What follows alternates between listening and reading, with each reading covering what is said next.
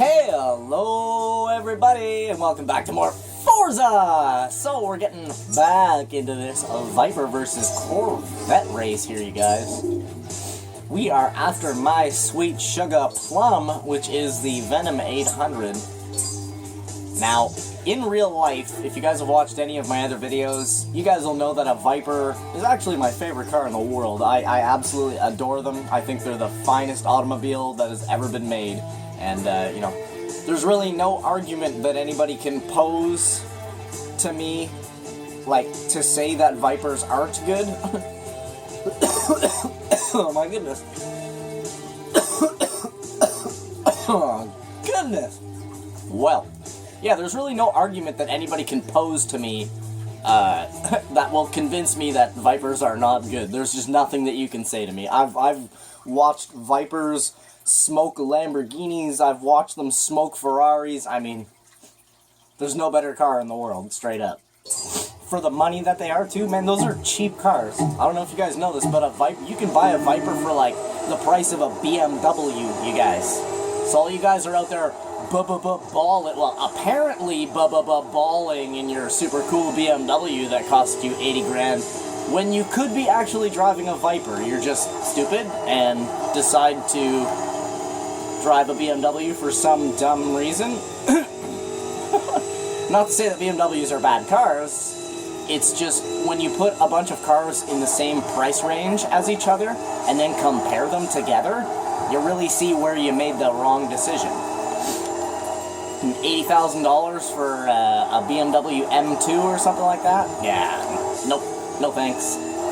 I would much rather buy a Viper or something, you know, a Camaro, something nice. You can get Camaros for like less than $10,000 nowadays, you know what I mean?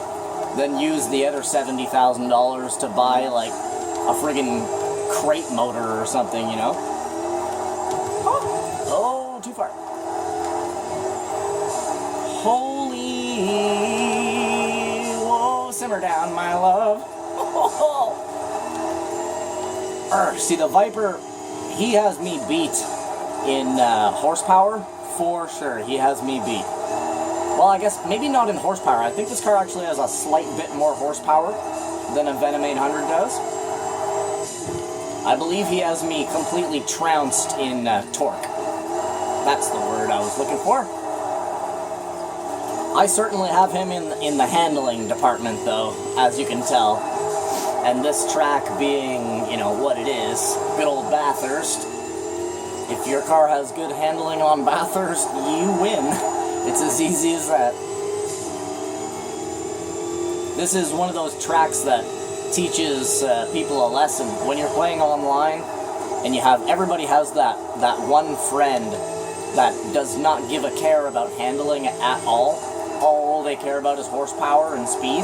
Woo! And this is the track that you can use to show them the error in their ways, I guess you could say. This is one of those tracks that you can use to show those horsepower junkies what's up with a nice set of tires, nice set of suspension, weight reduction, racing brakes.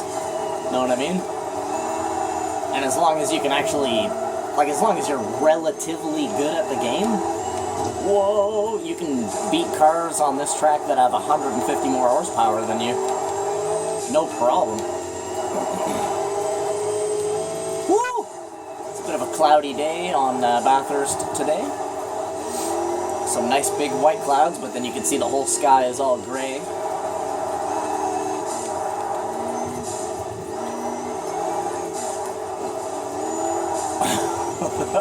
This car does not like these little slow turns. I kind of just push through them. Holy man, this car is awesome. Oh, easy baby. That would have spun me around for sure. This car has a big booty, baby. You hit this booty on a wall though, it's no good. It'll spin this car all the way the hell around. I like the transmission on this car. It has a very fast transmission. Lets me rip through gears, no problem. And downshifting as well, I find the transmission in this car is amazing. And it's not an easy car to hurt, which is another remarkable thing. I mean, other than high revving at the beginning of the race and then getting rear-ended by the Viper there on turn 1. Well, technically that's turn 2 on Bathurst. I don't know why, but it is. You know, other than that, that's the only damage that we've incurred, I think, in this whole race. Which is pretty damn good. You would expect a car with friggin' 800 and some horsepower to, that you would have to, like, baby it and treat it like a little girl, you know? Little baby boo-boo. Little baby boo-boo car. But surprisingly enough, you can actually ram through your gears. Whoa. You just gotta watch that it doesn't slide out on you. If you guys are wondering, anytime I hit the gas in this car, it's pretty much just wanting to do a big donut. Whoa, like no matter what. So while you're driving this car, that's the one thing to remember, is that it just wants to do a donut. Like around that whole turn there, I was turning right. And pretty much around that whole section there, I was turning left.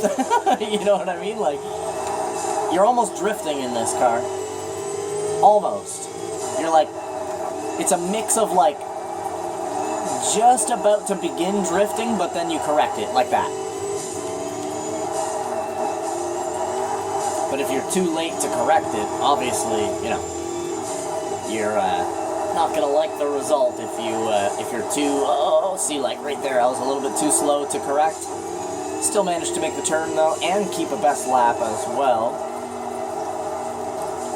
Let's try to run a best lap right here at the end. Just because I know I'm on a best right now. There it is. Perfect. Absolute. Whoa. Kind of has a bit of a mind of its own sometimes. I do notice that. It runs around on you quite a bit. And I don't know if that was a best lap. Not sure. See, $2,500 in damages, and that was probably from the probably just from the Viper rear-ending us there. Yep. Road America.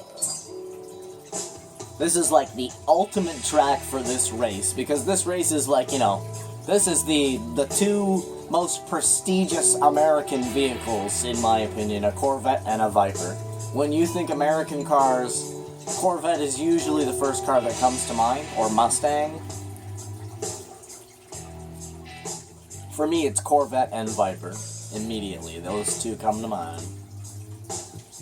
Hey, there's a competition coupe in this one. Was there a competition coupe in the last one?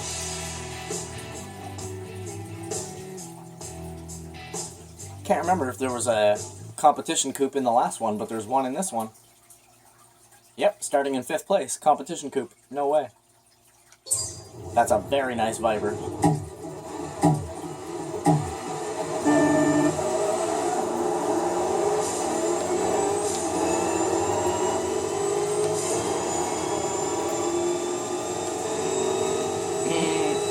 I's a better shifter than you, my friend. I's a better shifter than you. Wow, hear him going through his gears? I love the noises that a Viper makes. Listen to that. I can actually hear his car over mine. That's amazing. Oh god, here he comes. Oh god, he's getting very close. Oh, I can hear him. Oh, don't do it, man. Bro, I love you and everything. I seriously do. But you can't do that, okay? Because I play a lot of GTA, and when people do that to me, I do a lot worse to them. Stay out of my way. Next time I'll kill you, my friend.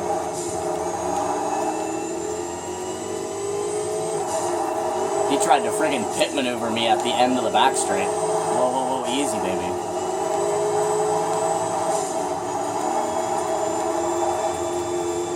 Whew.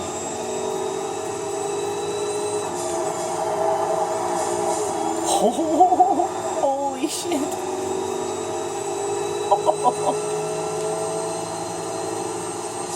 This car is freaking nuts.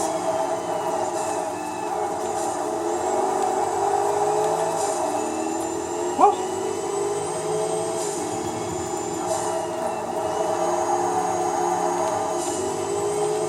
Holy torque, man. That was awesome. Oh, I shouldn't have turned away right there. I had a good line, I shouldn't have turned away. Oh well. Oh! We were floating going uphill.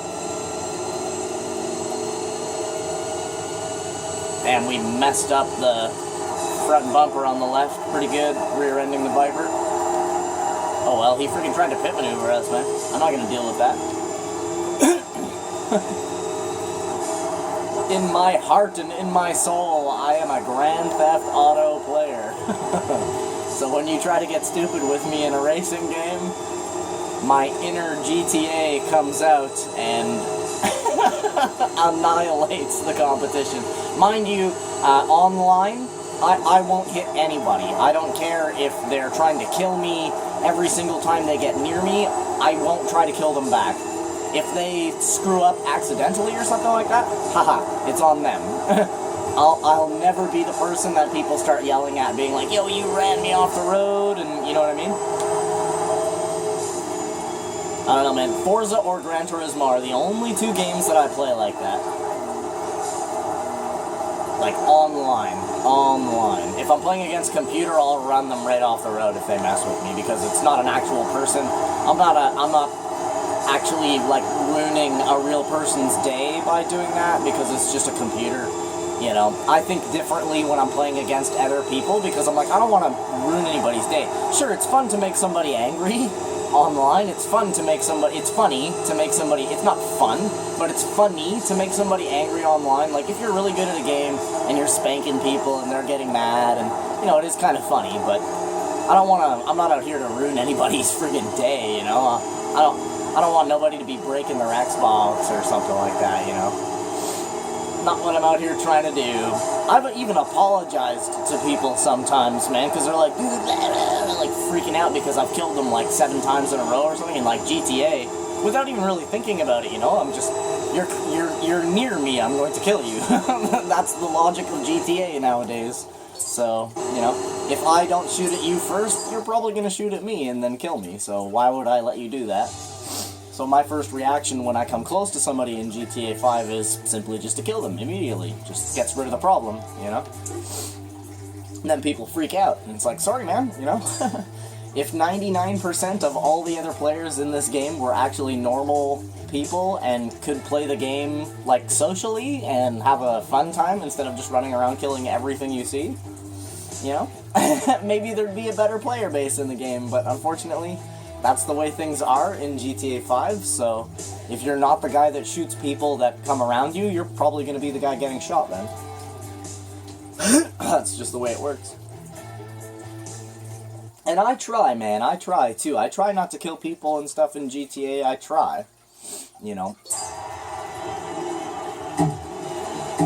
One thing I really like doing while playing GTA Online is a lot of the times you'll see like a crew of people ganging up on one person, and I just love going in there to join the one person and fight on their side. And like, I hate to toot my own horn or to boast or anything like that, but I am actually shockingly good at Grand Theft Auto 5, like, shockingly good. Like, it's a little bit stupid how good I am at that game. I have over 7,000 hours of gameplay on Grand Theft Auto 5, if anybody's wondering. So, yeah. I'm basically like a Grand Theft Auto 5 test pilot. You know what I mean? Like, I literally know, like, every single millimeter of that whole map. Like, I know where every bush is, every tree, every rock. Like, it's disgusting. But I love joining one person that's getting beat up by a big group of people because I show up and suddenly they're in trouble and it's only like 2 versus 4, 2 versus 5, but me and my newfound friend are just like snot boxing these 4 or 5 guys. They were only strong because they had a whole bunch of people, and you know, 1 versus 4 is just not going to work out. I don't care how good you are. You know, but when another person shows up and the caliber of player that I am, when I show up, like, man, I can seriously reverse a battle on some people and make people really upset when they get spanked.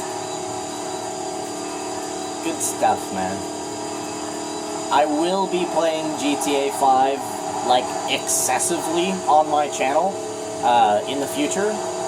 Not until you guys know the way I do things, or if you don't know the way I do things, then now you'll find out now, I guess. But I'm playing, like, you know, you guys know I'm playing the first of whatever game. Like, if I have, for instance, Forza 1, Forza 2, Forza 3, Forza 4, blah, blah, blah, blah, and so on, right? I'm not just going to jump in and start playing, you know, Forza 7 or something right away. I'm going to play Forza 1, then I'm going to play Forza 2, then Forza 3, you know? But I will eventually do Grand Theft Auto 5. I was thinking of actually doing a, like a multi-platform Grand Theft Auto 5. Like, play it on the Xbox 360 version.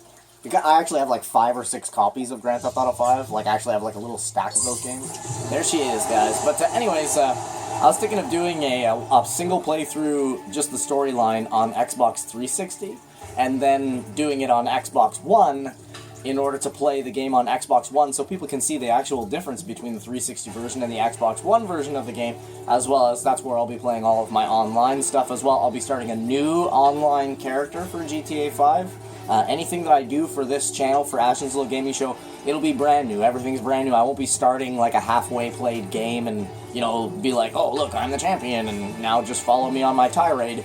No, it's like, follow me on the way up. Join me for every step that I take. That's the style of gaming that I wish to portray on YouTube, and that's the way it's going to stay, you know? So, you know, I take it to heart when I say, you know, if you look at the description of my channel, it says something like, never miss a moment style gaming, or never miss a minute style gaming, and that is the absolute truth. Like, I don't like to cut anything out, I don't cut anything out, you know what I'm saying? So, the whole game is there. Every moment that I witness for myself, you guys witness for yourselves as well. Even if I'm just messing around in the menus, like right now, I could, you know, anybody else could just cut all this crap out and, ooh, okay, we got the Venom 800 and beep bop boop, and then on to the next race, and squeeze in like 6 races into one video, or, you know? But, I don't know, man. I just prefer to do it this way. No editing, no stupid little special effects or any dumb stuff like that. Natural. The game the way it is supposed to be friggin' played. That's the way people should be doing YouTube. But there it is. All the amateur races are now complete. We have point-to-point complete. Amateur is complete. We got 5 races left here. Got 8 races left there and 6 left there. Let's go in here and see what we got next. Sorry about if I went on rambling a bit there, guys, but sometimes I just like to say things and I can't exactly find the right words to use to really put it the way that I want to. So I just kind of trail off, but, you know, it's a good thing to trail off sometimes, because then you get like a real good rundown on what I'm talking about. That's the next race that we're going to do, is the other Viper versus Corvette race. But where is my beauty? There she is, you guys. Disgusting. Absolutely disgusting. 833 horsepower, 901 pounds-feet of torque. Disgusting. Of course I want to get in my Venom 800, are you well? Disgusting. Oh my god, and we can make it faster? You have to be kidding me. 896 horsepower! Disgusting. Have you guys figured out why my favorite car is a Viper yet? Holy shit, dude. Ooh, those BBS REs were banging. Love BBS rims on a Viper. Gorgeous.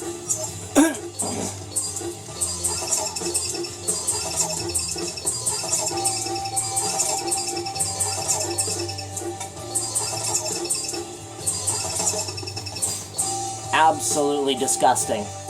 896 horsepower, 969 pounds-feet of torque, less than 3,000 pounds, you guys. And a perfect balance, 50-50, you guys. Why do I love Vipers so much, people ask? I mean, you don't really have to look much further than that right there. That is why I love Vipers, you guys. That is absolutely ridiculous. Like, in truth, that is 1,000% some of the most ridiculous shit. 50-50 weight? Like, god damn. This thing is just a beast. Complete beast. We're gonna go and get a tune on this. Here we go. Light down. I want definitely a bit on the caster. Whoa, in between the A and the N, please. In between the... I hate how far it moves. Easy, easy. Right in the middle of the A is where I'm... No. There we go. Alright, right to the... in between the G and the S, thank you. And the U as well. Drop it to the flow, baby. Lift it back up a little bit. We ain't messing with dampening, no downforce. Tiny little bit of pressure to the front. Whoa, in between the U and the R, please. Thank you. And a tiny little bit of added brake pressure. And just in case I do need to use my e-brake, I want my e-brake to do...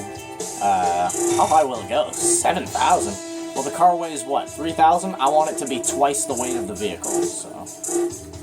Come on. If you guys are always wondering why I always turn my e-brake up so much, I just want it to be half or double the pressure of the actual vehicle itself. That way you get a very strong response when you pull it. It, like, instantaneously locks the tires. The car could weigh 6,000 pounds, and it would still lock the tires when you pull the e-brake. If you guys are wondering what that all is there, that's what that does. Look at it all lowered now. Look at the size of those tires! That's disgusting! You wouldn't even be able to put your arms around that. That's absolutely disgusting. God, I love them so much. So gorgeous. Man, you guys. Well, this is going to be the end of this video here. We've got the greatest car in the goddamn universe now. So yeah, man, I want to thank you guys so much for coming out and watching this episode of Forza! If you could do me the greatest favor and leave a like on the video, subscribe to the channel if you're new, and go ahead and comment on the video as well. I'll be 100% sure to re-comment and smash a heart on your guys' comments whenever you do. Other than that, I hope you guys have a freaking awesome day. I'll be sure to do the very damn same thing myself, because now I got my baby boo-boo. And until we see each other in the very next video, you guys, bye-bye.